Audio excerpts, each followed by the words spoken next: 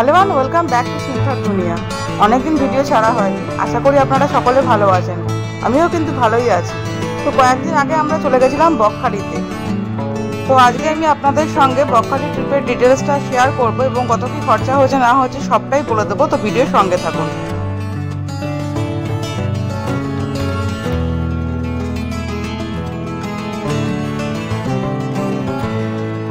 আমরা প্রথমে ট্রেনে করে একদম ভোরবেলা হাওড়া পৌঁছে যাব। হাওড়া থেকে আমরা বাস ধরে স্প্ল্যানেডে যাব এবং স্প্ল্যানেড থেকে ডাইরেক্ট বকখালির যে বাসগুলো আছে আমরা সেই বাস ধরবো। বাস ভাড়া আমাদের WBTC বাস ধরেছিলাম আমরা, নন এসিতে 104 টাকা আর এসিতে 250 টাকা।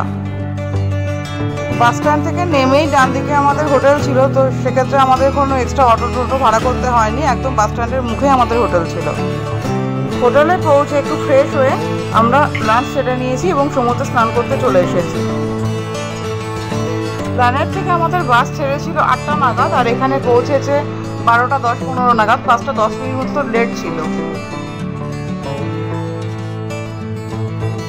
স্নান সেরে আমরা রুমে গিয়ে ফ্রেশ হয়ে নিয়ে এরপর আমরা সাইট সিনের জন্য বেরিয়ে পড়েছি। আমরা প্রথমেই যাব আজকের আমাদের প্রথম সাইট সিন হেনরি আইল্যান্ডের উদ্দেশ্যে। সাইট সিনের জন্য আমরা একটা টোটো ভাড়া করে নিয়েছিলাম। এখানে সাইট সিনের সমস্ত স্পটগুলো এই টোটোটা আমাদের দেখিয়ে দেবে। তো এখানে রেটটা মোটামুটি আমাদের রিজনেবলি লেগেছে। 250 থেকে 300 টাকার মধ্যে তোমরা সাইট সিন করার জন্য টোটো অ্যাভেলেবেল পেয়ে যাবে এখানে। রাস্তার দুধারে শুধুই ম্যানগ্রোভ গাছ এবং মাঝখান থেকে সরু রাস্তা এবং ম্যানগ্রোভ গাছের ভেতরে জঙ্গল থেকে একটা খুব সুন্দর চিঠির আওয়াজ আসছে, যেটা খুব ভালো লাগছে। এখানে টুরিস্ট স্পটগুলোতে প্রতিটাতে টিকিট আছে, তবে টিকিট খুবই কম, কোনোটায় 5 টাকা আর কোনোটায় 10 টাকা করে নেয়। টোটো থেকে নেমে আমাদের 4-5 মিনিট হেঁটে আসতে হয়েছিল। তো জায়গাটা আমাদের খুব সুন্দর লেগেছে। এবার আমাদের পরবর্তী ডেস্টিনেশন বেনফিশ মৎস্য বন্দরের দিকে আমরা এগিয়ে যাব।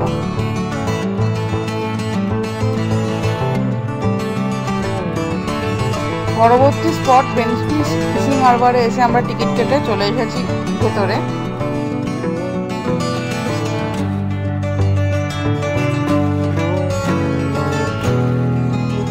এখানে সারি সারি জাহাজ দাঁড়িয়ে আছে, এগুলো কয়েকদিন পর সমুদ্রে যাবে মাছ ধরার জন্য। তো এখন ওদের মাছ ধরার কাজ বন্ধ আছে।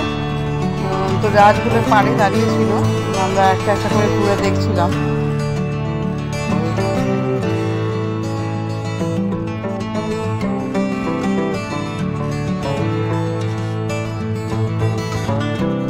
এরপর আমরা চলে এসেছি কার্গিল সি বিচে। এই স্থানটি কিন্তু সানসেটের জন্য বিখ্যাত এবং এখান থেকে সানসেটের ভিউটা সত্যিই খুব সুন্দর দেখতে লাগে। এখানে বসে কিছুক্ষণ নিজেদের মতন করে প্রাকৃতিক সৌন্দর্যকে উপভোগ করে নেওয়ার পর আমরা আবার বকখালির সি বিচে ফিরে আসবো।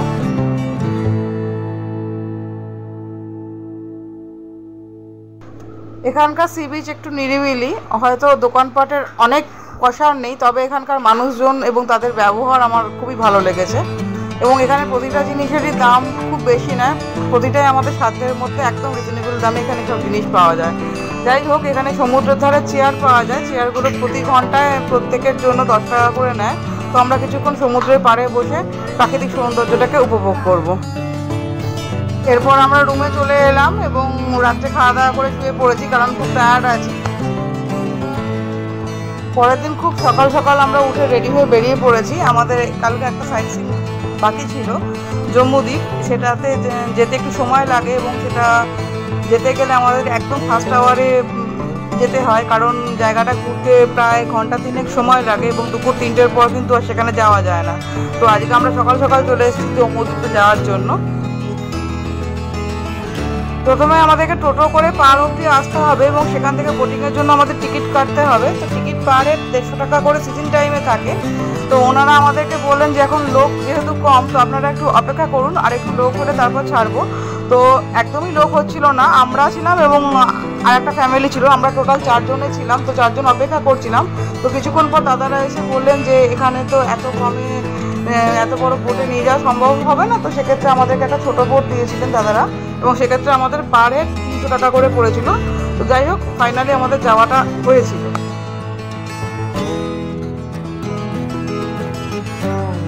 বোট ছাড়ার পর বেশ ভালো লাগছিল প্রথম প্রথম, কিন্তু একটুখানি চড়ার পর তখন একটু ভয়ই লাগছিল। তো যাদের জলে একটু ফোবিয়া আছে বা যারা জলকে ভয় পাও তারা এই ট্রিপটা না যেতেই পারো।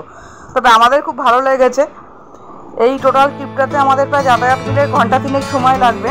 এখান থেকে আমাদেরকে দূর থেকে সাগর আইল্যান্ড, মৌসুমী আইল্যান্ড দেখানো হবে আর জম্মুদ্বীপের একদম কাছে যাওয়া হবে।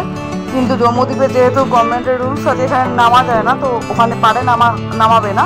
তো আমরা আর কি বোট থেকে জম্মুদ্বীপটাকে ভালো করে দেখবো এবং আবার রিটার্নে চলে আসবো ফ্রেজারগঞ্জের যে ঘাট থেকে আমরা রওনা দিয়েছিলাম সেখানে।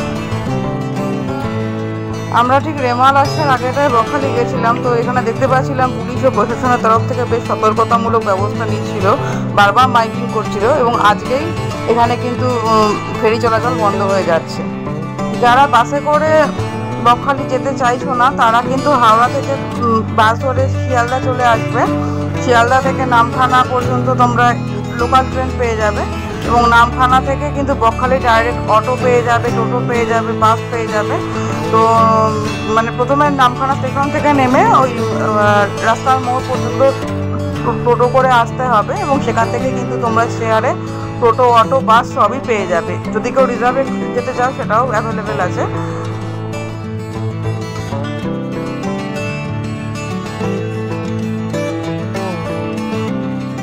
যারা একটু নেচার লাভার আছো তো তাদের জন্য এই ট্রিপটা সত্যিই খুব ভালো লাগবে। এত কাছ থেকে তোমরা সমুদ্রকে এবং প্রকৃতিকে দেখতে পাবে, এই ট্রিপটাতে না এলে ঠিক বুঝতে পারবে না। এখান থেকে ফিরে হোটেলে পৌঁছে আমরা দুপুরে লাঞ্চ সেরে একটু রেস্ট নিয়েছিলাম।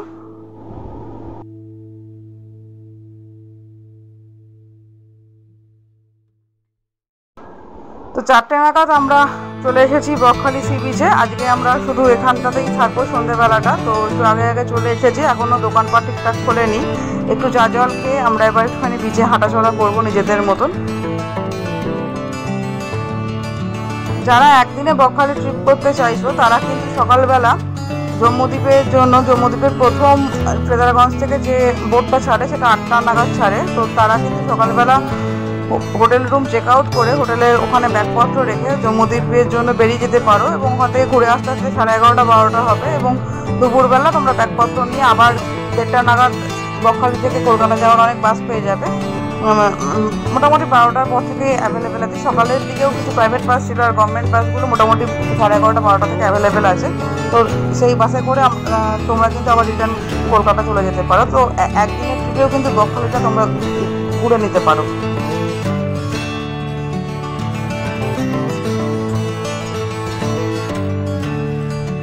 এখানে আমার যেটা সব থেকে ভালো লাগলো, দীঘা বা মন্দারমণিতে এত পরিমাণ মানে ক্রাউডি হয়ে গেছে ব্যাপারটা। এখানে কিন্তু বেশ একটা নির্জন লোনলি একটা ব্যাপার আছে এবং মানে প্রকৃতিকে খুব কাছ থেকে তোমরা দেখতে পাবে, সমুদ্রের গর্জনটাকে ফিল করতে পারবে। তার সঙ্গে ম্যানগ্রোভ অরণ্যের যে একটা ঝিঝির ডাক এবং তার সঙ্গে ম্যানগ্রোভ অরণ্যের যে সৌন্দর্য সেটা কিন্তু তোমরা এখানে এলে দেখতে পাবে এবং নিজেদের মতো করে অনেকটা সময় তোমরা স্পেন্ড করতে পারবে।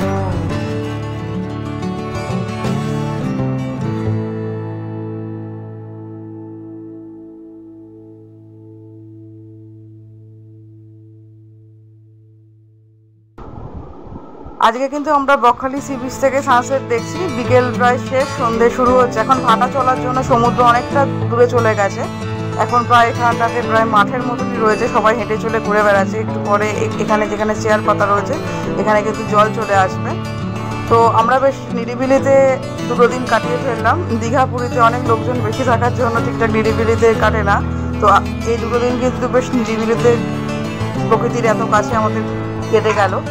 যাই হোক, এবার সন্ধে নামছে, তো আরও কিছুক্ষণ আমরা এখানে বসবো, তারপর কিছু কেনাকাটা করে রুমে চলে যাব।